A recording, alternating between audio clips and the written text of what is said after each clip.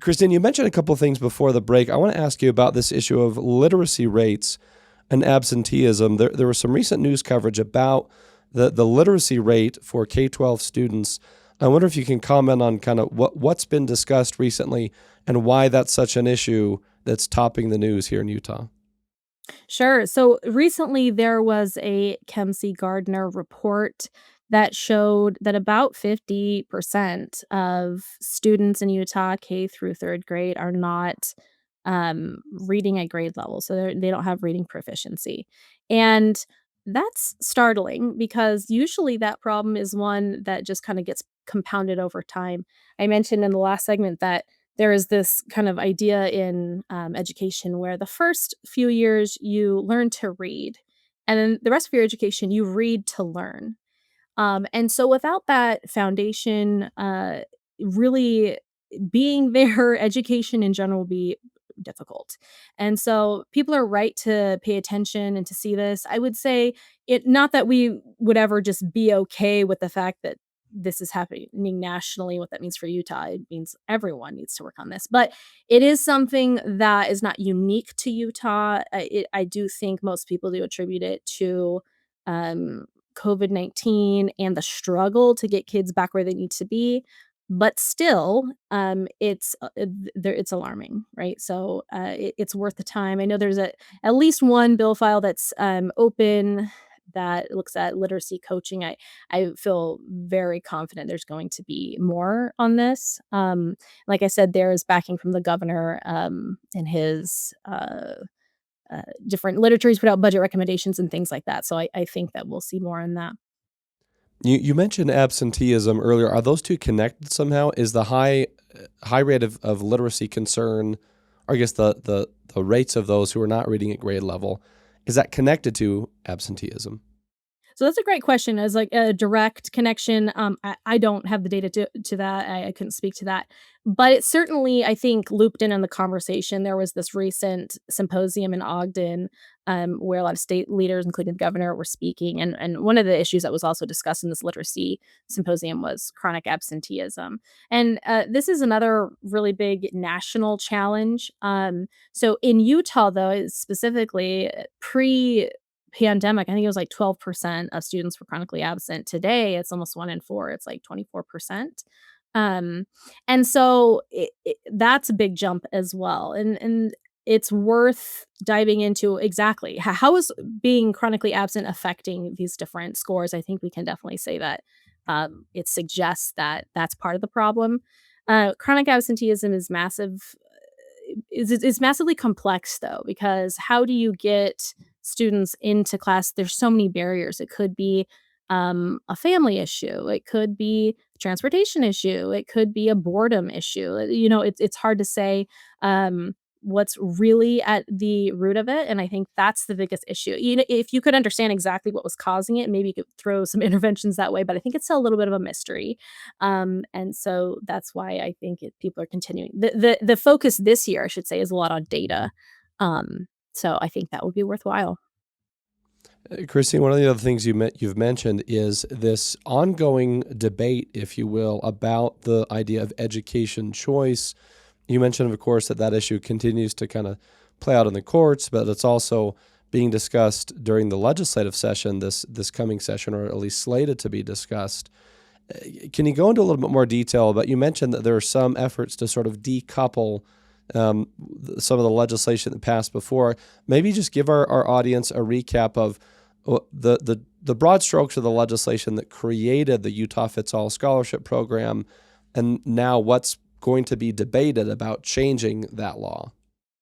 Yeah, so for a long time, I should say, Utah legislators, individuals have put forward a more comprehensive or universal education choice proposal, which would allow students to take funding and go to different private schools or use it for home based education. And so in that case, they would spend it on materials and learn at home. But um, in 2023, that was only able to pass because it was coupled with a teacher salary. So a different iteration had been put forward. The governor said we need to support our teachers and make sure that they have, a livable lifestyle being teachers. And so when those 2 were put together, it was able to pass the legislature. But even at the time, um, especially from, I would say, maybe the education establishment and teachers groups didn't love that compromise. They wanted them to be separate and looked at on their own merits. And so I think what you're seeing today is an attempt to rectify that in their mind. I would maybe use the word rectify, or just to change it. And the status of the program as it's currently defined in law is up in the air, obviously, because it's being challenged in court. And so, in the event that the program is found unconstitutional, I think people want to make sure that the salary piece stays. And so I think that's where it's coming from. And along with bills that would decouple the salary from the program, there are some other proposed bills to align different education choice programs. So the Carson Smith Opportunity Scholarship and the Utah Fits All Scholarship, to give them similar definitions in some cases, and to just make sure that they're aligned in important ways. There are other bill files that would make some minor amendments, and there's at least one other that is open, but there's no text that's public yet. But I think we can anticipate seeing more legislation to make some refinements, some amendments, some that might be friendly to the program, some that might not be as friendly to the program in general. But that conversation will just continue. I think education choice is far from being over. We've had a lot of really impressive years nationally and in Utah. Um, but the reason why education choice is just so important is because it's connected to and stems from this more fundamental idea that parents have the right to guide their children's upbringing. And part of that is their education. And so I think just there's been a massive cultural shift where we say we understand now that that means parents want choices. Um, and just on a personal level, I know a lot of people that are homeschooling. I recently started doing a kind of a little mini homeschool co-op for preschool for my daughter, and I just think the idea is out there, people are interested, and so, I think legislation will continue to refine and kinda stay in this space a little bit, this year, and then we'll see what the, impact is on the program generally in Utah.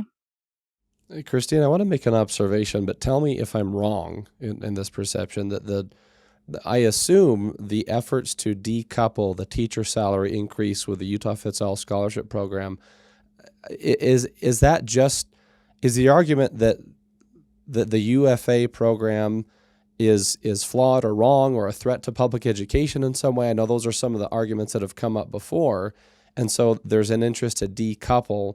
At least that's a perception that the only reason to decouple those things, and again, maybe this is wrong, but the only reason to decouple those things is if some folks view the school choice scholarship program itself as not in line with our education system. And I recall that was something that you've written about and spoken about, and a message that was compelling to me, that this is another instance where we have such an either or mentality. There are those who say that, well, an education choice program is antithetical to the public education system. There's this argument that it's, public ed, the traditional K-12 schools is the only or the best way to teach our kids. And even though most students in the state use that option, as you've said before, I think that the compelling message is that this is another instance where Utah is saying we're kind of rejecting the either or polarizing arguments and saying that as a state we can support both because we need both, and putting funding into our teachers to raise their salaries and into this UFA program, to me, signaled that both of these things are vital components of a holistic education system. If there are folks who just reject that idea, is that why they'd want to decouple it, or am I kind of off base there? Well, I think philosophically, they can make sense together, right? That you can advance both visions or types of education at the same time, and let families make those choices. And so, I think, again, from a philosophical perspective, I resonate with that. I'm sure there are others that say no, they don't belong together. But I think on a practical matter, right now with the program being in question, there's a segment that says, okay, that's a question mark. I don't want the salary to be a question mark. Right, the salary increase to be a question mark. So let's preserve that. That is my assumption based on where everything is in this debate so far. And so, from a logistical, strategic standpoint, it makes sense that you'd want to preserve that.